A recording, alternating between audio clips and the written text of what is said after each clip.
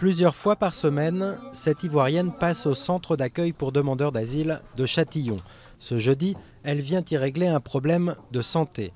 Tchétchène, Congolais, Nigérian, Ivoirien et depuis peu Syrien, chacun est arrivé ici avec son fardeau de mauvais souvenirs, comme Dorcas, qui peine encore à raconter son exil depuis Kinshasa.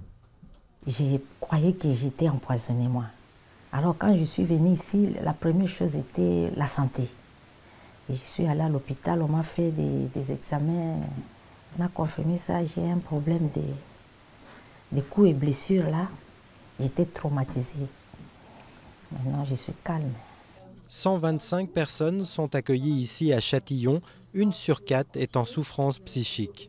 Le psychotraumatisme, souvent, il est causé par la proximité de la mort, en fait. Donc, globalement, une personne qui a subi une guerre, qui a vu quelqu'un de proche mourir, ou qui a été torturé, violé. Ils ont souvent mal à la tête, ils n'arrivent pas à dormir, ils font des cauchemars. Et dans les cas les plus graves, des gros problèmes de mémoire. La mémoire qui flanche ou le silence qui s'installe, des signes que les employés du centre d'accueil de Châtillon prennent très au sérieux. Car au moment où le demandeur d'asile plaide sa cause pour obtenir son statut de réfugié, chaque détail compte. Dans son récit, elle disait qu'elle participait souvent en tant que responsable politique à des matchs de foot. Et la question qui lui a été posée, c'était la couleur des maillots de différentes équipes. Et la dame a su répondre, et c'est ce qui certainement lui a permis d'obtenir le statut de réfugié.